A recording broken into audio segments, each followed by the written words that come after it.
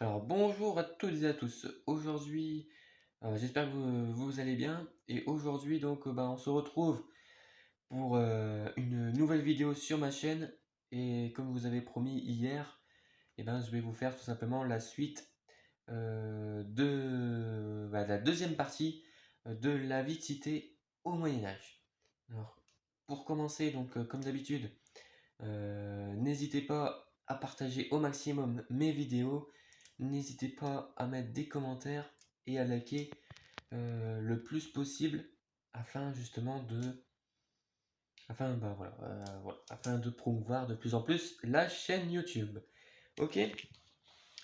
Alors donc aujourd'hui on va s'intéresser du coup à la deuxième partie et donc on va parler principalement on va dire du pouvoir des villes donc qui exercent un petit peu et comment s'organise le pouvoir des villes au Moyen Âge et aussi comment rentrer un peu plus dans les détails sur l'organisation des villes au Moyen Âge, notamment avec l'impact des commerçants dans les villes. Ok. Alors c'est parti. C'est parti. User. Alors. euh, Ah oui, voilà, mes notes elles sont là. Ok.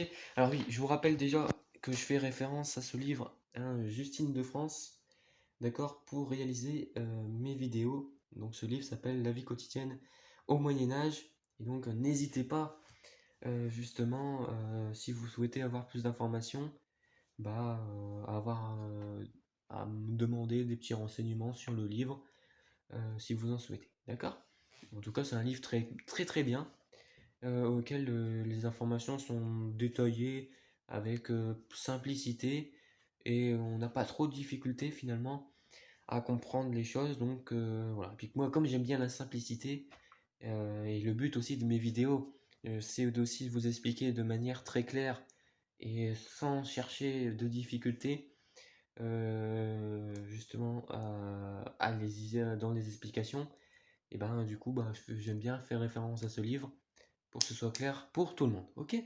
Donc allez, on reprend le vif du sujet. Donc si on reprend le pouvoir justement des villes au Moyen Âge, donc déjà ce qu'il faut savoir c'est que les villes au Moyen Âge donc, sont sous la juridiction du seigneur, c'est-à-dire que c'est le seigneur donc qui va y avoir un impact sur l'organisation et sur les droits et les devoirs que les habitants peuvent procurer de base, on va dire, c'est les seigneurs qui vont organiser les droits, les devoirs, les impôts, les différentes taxes, etc., etc., euh, aux habitants. D'accord? Mais il faut savoir que cette idéologie, à partir du XIe siècle, va commencer à tourner. Parce qu'il faut savoir quand même qu'au Moyen Âge, il y a toujours des petites tournures. C'est une époque de tournure. C'est-à-dire qu'il y a une idée et à chaque fois, il y a des petites crispations, des petites tensions qui se font entre les différents habitants et les différentes populations. Et du coup, une idée s'échappe toujours d'une autre idée. Donc là, c'est le cas encore aujourd'hui. Je vous avais évoqué d'ailleurs un petit peu dans le même style ce genre de choses avec les bains publics sur une autre vidéo, mais là l'idée c'est que de base on a les seigneurs qui vont diriger les villes, mais à partir du XIe siècle, les habitants vont commencer à réclamer plus d'autonomie, à garantir la juridiction et la sécurité par eux-mêmes en supprimant effectivement des taxes que les seigneurs vont leur imprégner et en demandant aux seigneurs de leur accorder tout simplement le plus de pouvoir. D'accord? Donc qu'est-ce qui va se passer par la suite? Les seigneurs donc, vont commencer à mettre en place des sortes de manifestations pour montrer tout simplement leur colère face aux habitants et il va y avoir même des seigneurs qui vont être assassinés par des habitants à la suite de ces représailles. Ok. C'est par exemple le cas de l'évêque Caudry, qui va être assassiné car il n'accorde pas de droit aux bourgeois. D'accord? Et donc, ça va tout simplement, tout ça, obliger, en gros, les seigneurs à accorder des droits dans les documents écrits, notamment les chartes communales, qui vont décrire, entre guillemets, à l'époque ou de la monarchie et à l'époque des religions, les différents droits et devoirs. Ok? Alors, donc comment ils vont faire?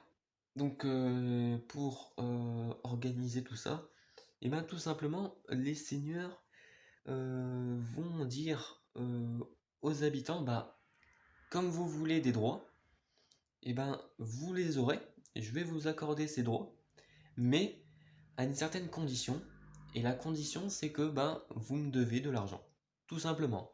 Ils vont pas chercher à comprendre. Les seigneurs, voilà, au Moyen-Âge, c'est une époque en même temps où on cherche pas trop à comprendre. C'est-à-dire que il y a un problème à celui qui veut prendre son arme, qui veut décapiter quelqu'un, bah il va le faire. D'accord? Aujourd'hui, vous faites ça, vous vous faites dégommer. C'est logique. Parce que bah on n'a pas les mêmes façons de penser, on n'a pas la même vie, et on n'a pas non plus les mêmes principes qu'aujourd'hui. D'accord? Et bah là c'est un petit peu pareil. C'est-à-dire que les seigneurs vont pas s'y compliquer la tête, ils vont tout simplement dire bah voilà, vous voulez des droits, on va vous les donner, mais à certaines conditions. D'accord? Alors, donc souvent, ceux qui vont être épargnés plus par ça, ça va être plus souvent les bourgeois. Tout simplement pourquoi? Parce que les bourgeois, ce sont des personnes qui sont, bah, c'est d'ailleurs une expression qu'on utilise encore assez couramment aujourd'hui, ce sont bah, tout simplement les personnes qui vont être les plus riches, les plus aisées, qui vont avoir peut-être le plus d'impact, qui vont habiter dans des plus grandes habitations, d'accord? Et souvent d'ailleurs, les bourgeois habitent dans des grands châteaux qu'on appelle des bourgs, d'accord? C'est pour ça qu'on les appelle les bourgeois, parce que ça fait référence justement à ces grands châteaux, ok? Et donc, petit à petit, ben, ils vont de plus en plus avoir du pouvoir qui vont leur accorder par leur seigneur, d'accord? Donc par exemple, si on reprend le début un petit peu du livre, on peut dire que les bourgeois sont gagnants, voilà. Donc oui, déjà il fallait que le roi Philippe Auguste mette en place des chartes justement pour que cette idéologie se mette en place. Et donc c'est à la fin du XIIe siècle que à chaque fois que Philippe Auguste va mettre en place une charte en disant tout simplement aux bourgeois que à chaque fois qu'un roi va rentrer dans sa ville, et ben il faudra donc il est d'usage que les bourgeois lui remettent la charte de franchise pour qu'il les considère à nouveau en son nom afin de rappeler qu'il est le patron. D'accord? Donc à chaque fois qu'il va y avoir un roi qui va pénétrer dans une ville, il faut que le bourgeois lui accorde justement la charte de franchise devant tout le monde. Parce que souvent au Moyen-Âge, voilà, il y avait tout le monde qui se regroupait. Et il devait justement c'était un moyen tout simplement bah, de lui accorder que voilà, il avait des droits, mais malgré ça, bah, le roi restait quand même le patron de la monarchie française. D'accord? Donc un moyen voilà, de rappeler un peu de choses. Une petite parenthèse, un petit truc important aussi qu'il faut retenir. Voilà. Donc voilà, il peut s'agir selon la localité, les chartes de ceux qui vivent en ville depuis plus d'un an, de ceux qui possèdent une maison, de ceux qui ont acheté ce statut.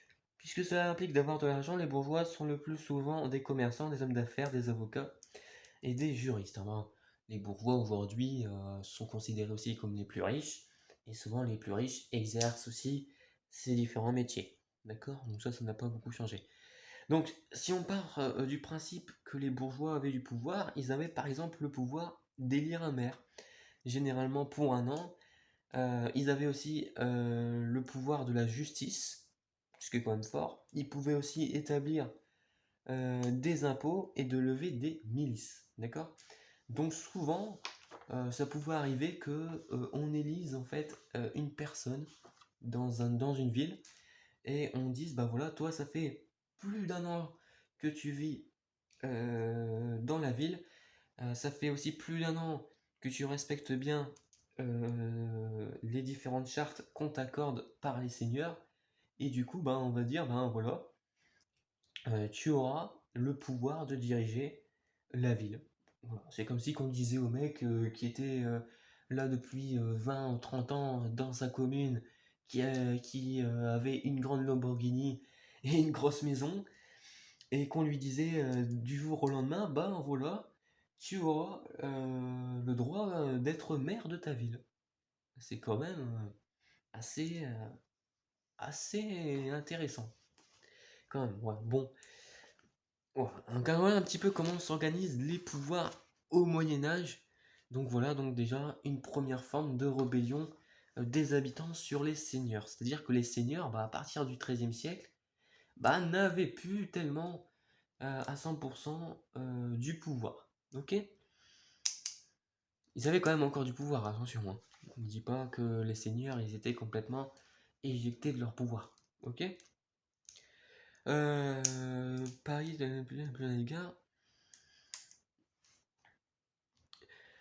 Alors, donc il faut savoir si on prend, on va parler un petit peu de la ville de Paris, parce que la ville de Paris est devenue en fait une ville qu'on appelait polynucléaire, d'accord. Bon, c'était pas la capitale de base, la capitale était Aix-la-Chapelle, tout simplement parce que Aix-la-Chapelle était, Aix-la-Chapelle, oui si c'était Aix-la-Chapelle, était en fait la ville qui était au centre du royaume.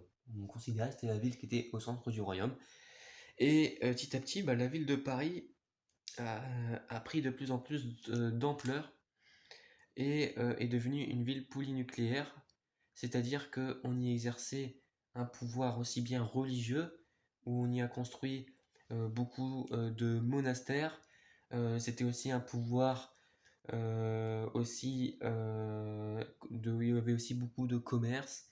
Il y avait aussi de plus en plus d'écoles, et c'était là aussi où le roi il disposait les différentes chartes, où il disposait en fait, et où le roi avait le pouvoir de d'y habiter.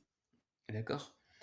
Et donc voilà un petit peu comment la ville de Paris, après par la suite, a pu prendre de plus en plus d'ampleur et est devenue en fait, entre guillemets, on va dire la capitale, enfin, pas entre guillemets, mais est devenue la capitale en fait de la France, enfin du royaume, au fur et à mesure du temps. Ok? Et donc on y a commencé à y construire, donc du coup, des monuments, et d'ailleurs le Louvre a commencé à être construit à l'époque du Moyen Âge. Ok.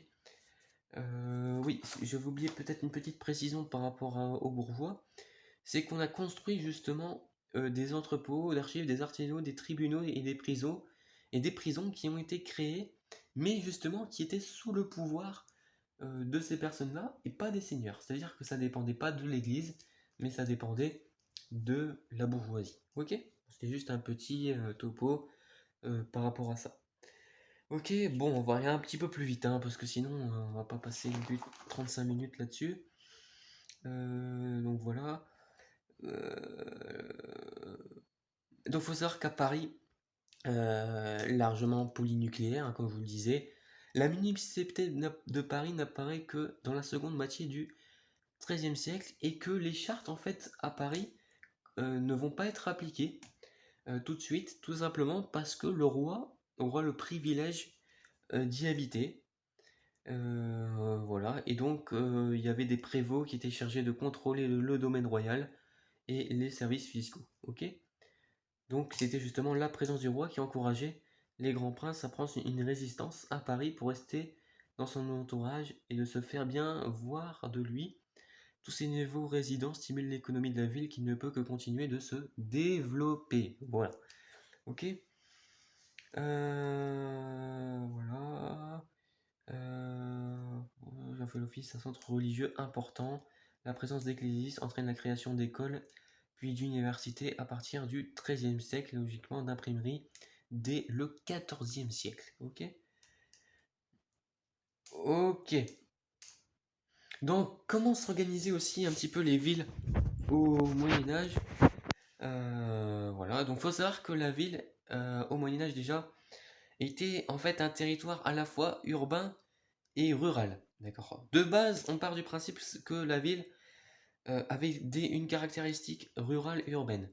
C'est-à-dire qu'elle était aussi bien associée pour les centres religieux comme les monastères ou les abbayes, comme je vous parlais déjà hier, mais elle était aussi bien caractérisée par le commerce et aussi par l'agriculture et par la présence de terres agricoles pour y développer justement les produits agricoles. C'est-à-dire qu'on y cultivait aussi beaucoup de vin, beaucoup de blé et de nombreuses céréales pour nourrir les populations. C'est de là aussi que par la suite, au Moyen Âge, on a commencé à construire des moulins à vent et à nourrir et à commencer donc à fabriquer justement de la farine pour pouvoir après en faire des produits qui viennent de la boulangerie, comme par exemple le pain ou de la pâtisserie. D'accord? Euh, donc on peut retrouver bien évidemment au milieu des rues de nombreux champs et aussi de nombreux jardins dans les grandes villes. D'accord? Euh, mais petit à petit, d'accord, les villes vont continuer tout simplement à se développer parce qu'on va partir en fait entre guillemets d'une politique de développement des villes et les seigneurs donc et les bourgeois justement avaient pour but d'inciter de plus en plus les populations à agrandir justement le commerce, à développer le commerce pour justement faire agrandir les villes. Ok. Donc qu'est-ce qui va se passer?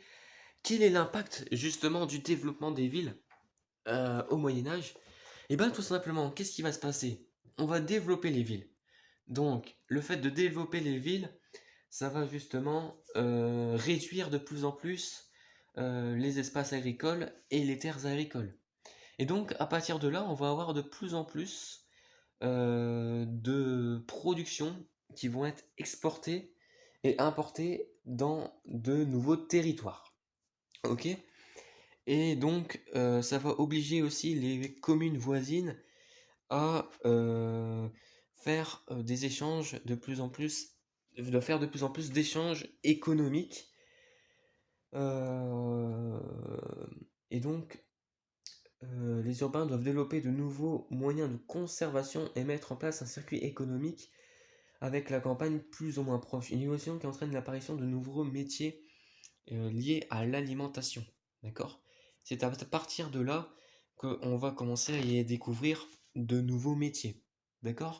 Et c'est là aussi que je vous disais que justement le Moyen Âge, dans une autre vidéo, n'était pas une période si obscure que ça, parce que justement, c'est une époque où on commence à y découvrir de nombreux métiers de l'alimentation, de nombreux métiers de l'artisanat, et où on va commencer à y développer justement les marchandises et les différents commerces et une attractivité de plus en plus économique au niveau des villes.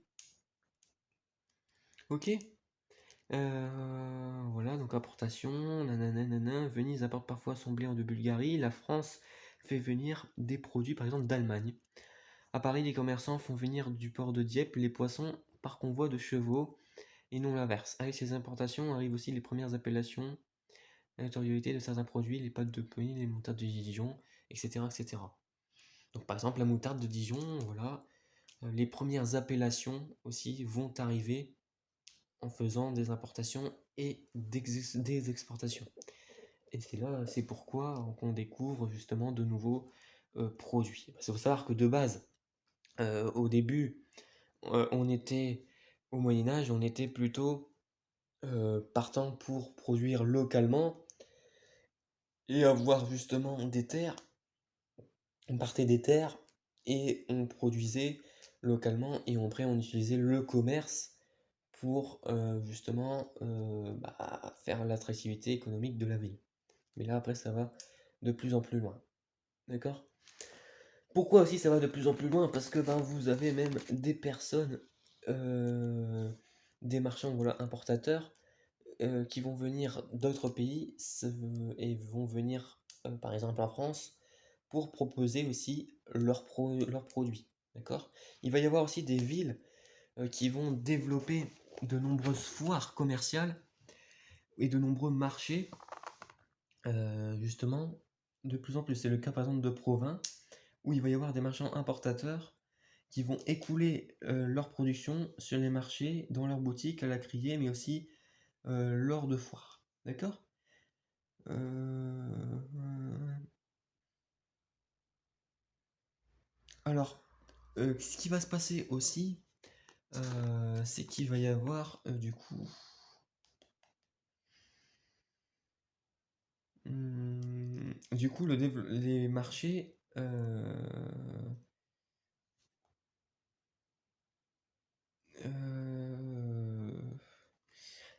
Comment on appelle ça déjà?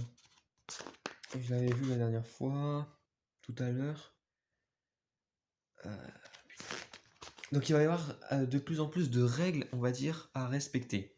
J'ai plus le terme précis, mais ah oui, voilà, des corporations. Ils vont mettre en place des corporations de plus en plus et des règles à respecter, car en gros, on n'est plus tellement commerçant pour être commerçant, mais on y découvre en fait de nouveaux métiers.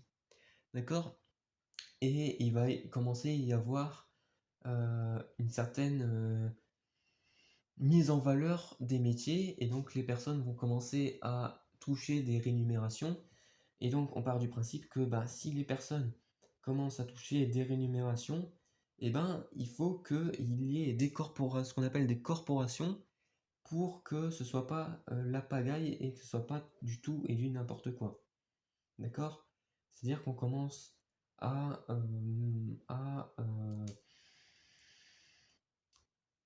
mettre en place des pratiques qui vont permettre par exemple de respecter les horaires de travail, par exemple de respecter l'hygiène animale, de respecter la production. Et il se peut aussi qu'au Moyen Âge, on commence à euh, y mettre aussi différentes amendes aux commerçants qui ne respectent pas les différentes normes commerciales qu'ils pouvaient y mettre en place. D'accord? Voilà, déjà je l'ai un petit peu détaillé. Oui, ces statuts donc, vont prendre en compte le travail des femmes et des travail d'artisans. Alors, il faut savoir que au Moyen Âge, la place de la femme n'est pas celle qu'on peut retrouver aujourd'hui. D'ailleurs, à travers l'histoire, la femme a eu beaucoup de mal à avoir une bonne place, on va dire, dans la société. C'est-à-dire que au Moyen Âge, les femmes étaient souvent soumises à leur mari. C'est-à-dire que par exemple, si on prend le cas des métiers, le mari, dès qu'il décédait, la femme ne pouvait plus se permettre d'embaucher une autre personne. D'accord? Tout simplement pour éviter que y ait des relations amoureuses ou des choses comme ça. On va partir quand même assez loin là-dessus au Moyen Âge. Voilà. Ok? Pour éviter justement qu'il y ait des fréquentations avec d'autres personnes, et que voilà, on considère qu'au Moyen Âge, que le mari c'est quand même quelqu'un d'assez sacré. D'accord? Donc si la femme commence à prendre du pouvoir sur son mari, bah, le mari bah, il va pas être content. D'accord? On a un petit peu l'idée. Donc les corporations aussi vont permettre justement de mettre ainsi en place un statut à la femme en disant bah voilà, voilà.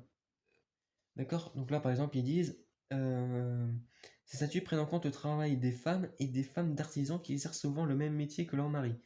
Sans savoir cependant la possibilité de passer maître, évidemment, elles ne peuvent généralement pas prendre d'apprenti après la mort de leur époux parce qu'elles ne sont pas estimées capables ou parce qu'elles risqueraient de filtrer avec eux au lieu de travailler selon les règlements. Donc là, c'est un petit peu ce que j'ai expliqué. Certains textes désignent les artisans par celles et ceux, ce qui constitue une maigre consolation pour les femmes. D'accord?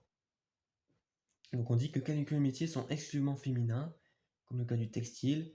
Les femmes sont les plus pauvres, peuvent être vendeuses ou d'oubli ou et de rubans. D'accord? Donc les corporations vont petit à petit monter en puissance. Certaines font don de vitraux, la mise en scène dans les cathédrales. D'accord? Dans les cathédrales, on peut retrouver justement certains. De toute façon, quand vous regardez une cathédrale, quand vous regardez bien les vitraux vont faire référence à des idéologies euh, justement du Moyen Âge. D'accord? Donc à chaque fois qu'il va y avoir une cathédrale, vous allez certainement avoir une Moyen Âge, bien évidemment, une cathédrale qui va faire partie de l'histoire du Moyen Âge. Vous allez avoir, quand vous regardez bien les vitraux, un petit peu comment s'organisait la vie au Moyen Âge. En fait, c'est ça, en fait, les vitraux que vous voyez dans les églises, dans les cathédrales, dans les églises, c'est une manière de représenter la vie des gens à l'époque. D'accord? Voilà.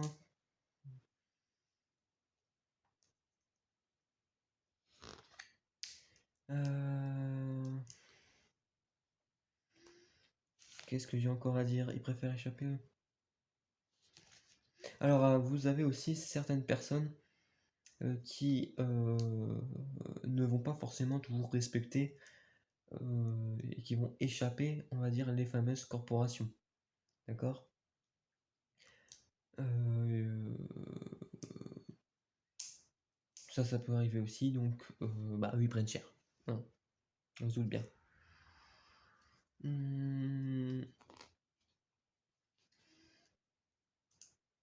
Alors oui, comment s'organiser justement la mixité sociale au Moyen Âge? Alors il faut savoir que souvent la plupart des arrivants sont d'anciens ruraux, d'accord? Souvent des arrivants qui arrivent. Donc souvent les ruraux, les gens qui habitaient justement, les personnes qui habitaient en dehors de la ville et qui étaient juste à côté de la ville, hein, étaient considérés comme étrangers, d'accord? C'est-à-dire que comme ils ne faisaient pas partie de la ville, ils avaient une appartenance assez différente par rapport aux habitants de la ville.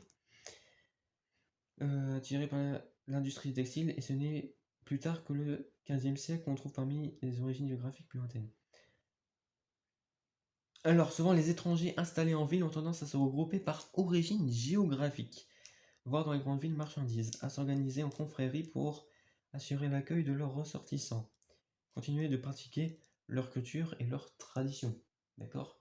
Il faut savoir qu'au Moyen Âge, bon, il n'y avait pas non plus, il y avait déjà des religions qui étaient déjà différentes. Hein. On avait déjà les juifs, on avait déjà par exemple les juifs et les chrétiens.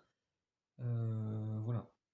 C'était déjà complètement différent.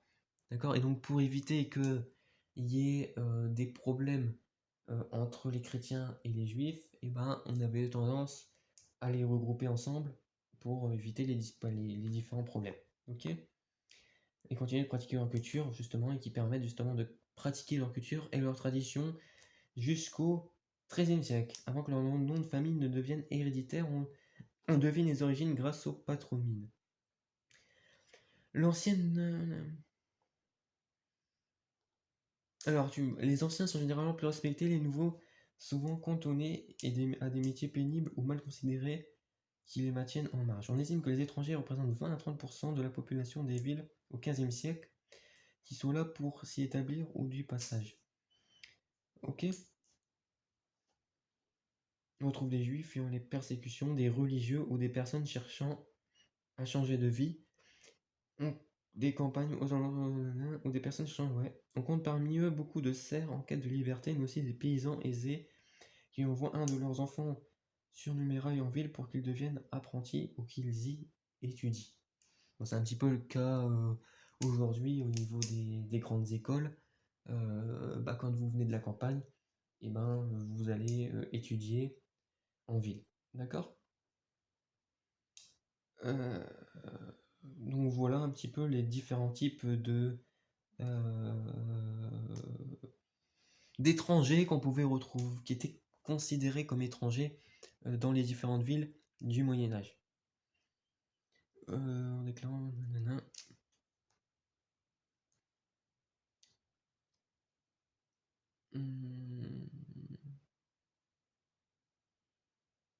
Donc par exemple, si on prend le cas, l'acceptation de ces étrangers dépend Alors l'acceptation de ces étrangers va dépendre des époques et des lieux. Ils peuvent apporter richesse, diversité culturelle et main-d'œuvre vont marcher à la ville, la repeupler en cas d'épidémie. Alors il faut savoir que par exemple, si vous êtes en période d'épidémie au Moyen Âge, et ben souvent les personnes vont les considérer comme des bonnes personnes, tout simplement parce que ça va permettre de repeupler les populations. Parce que quand vous avez des épidémies au Moyen Âge, les gens sont morts. Il faut savoir aussi que l'espérance de vie au Moyen Âge, des fois, ne dépassait pas les 25-30 ans. D'accord? Donc vous avez une espérance de vie qui était quand même assez faible par rapport à celle d'aujourd'hui. Donc forcément, quand vous arrivez à une période d'épidémie, les étrangers étaient souvent mieux perçus que dans des périodes plus calmes ou d'une meilleure stabilité économique. D'accord? Voilà, des personnes encourage, ensuite, la ville de Toulouse, par exemple, encourageait l'immigration, c'est-à-dire que les hommes venant d'une autre ville pouvaient justement quitter sa seigneurie et prononcer une formule en public afin de pouvoir entrer dans la ville de Toulouse sans, en évitant justement toute représailles ou crainte de d'autres seigneurs. D'accord? De son seigneur et aussi sûrement qui traverse la chaussée garantit un emploi. Après, vous avez aussi des villes comme Ancône ou Venise qui refusent même que les étrangers vivent dans les quartiers réservés pour faciliter leur intégration. D'accord? Parce que souvent, vous aviez certaines villes où vous avez une moins bonne intégration à certains endroits. Bon, ça dépend toujours des villes et des cultures, des fois qui peuvent être aussi plus ou moins différentes. Ok? Toutefois, à partir du XIVe siècle, les étrangers vont être discriminés s'ils ne connaissent pas la langue ou s'ils pratiquent une autre religion. Les juifs se sont souvent regroupés dans des ghettos, voilà. Ils n'ont pas accès à la citoyenneté, doivent porter des vêtements spéciaux, mais ils sont bien intégrés économiquement, alors que ceux du passage doivent payer une tâche spécifique. Par exemple, les Allemands sont aussi mal accueillis en Pologne, alors que les Albanais catholiques et comprennent le vénitien sont très bien intégrés à Venise. Donc souvent, à partir du XIVe siècle, on considérait que voilà, si vous avez une appartenance religieuse différente ou si vous avez une langue différente, et vous n'avez pas tout simplement la place dans le pays dans lequel vous voulez vivre. Ok? On manque de sources au sujet de nombreux pauvres présents. Alors oui, il faut savoir aussi qu'au Moyen Âge, un pauvre n'était pas considéré comme un pauvre d'aujourd'hui. On pouvait désigner un malade ou une personne faible ou une personne trop jeune ou trop vieux, ou même encore orphelin, euh, comme étranger aussi d'ailleurs, ouais. Ou les marchands car ils sont alors étrangers où ils se trouvent toutes ces différents en font des pauvres essentiellement. Et donc on pouvait les considérer comme des pauvres aussi. On n'avait pas la même définition du mot pauvre qu'aujourd'hui. Aujourd'hui, quelqu'un de pauvre, souvent on dit que c'est quelqu'un qui est pas très aisé, qui a pas, malheureusement pas beaucoup d'argent.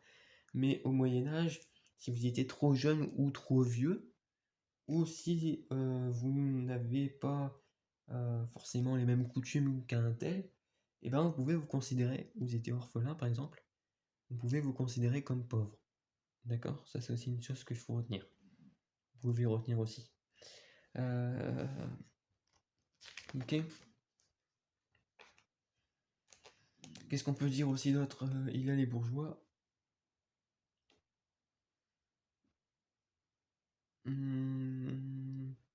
Donc oui, les bourgeois sont ceux qui vont avoir le plus de privilèges au niveau du seigneur. Hmm.